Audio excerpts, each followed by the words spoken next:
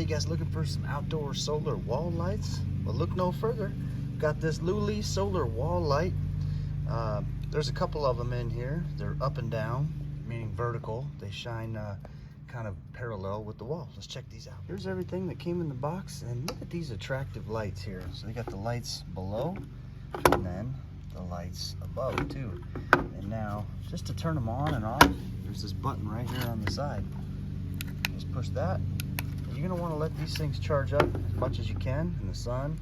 Put them in an area where it's gonna receive the most amount of sunlight. The manufacturer says that these things will have a working time of 8 to 12 hours when fully charged.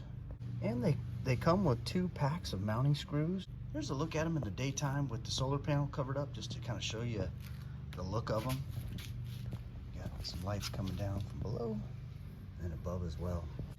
Here's a little bit more product information too. So it talks about where to put these things here, and then also, you know, the battery's not removable.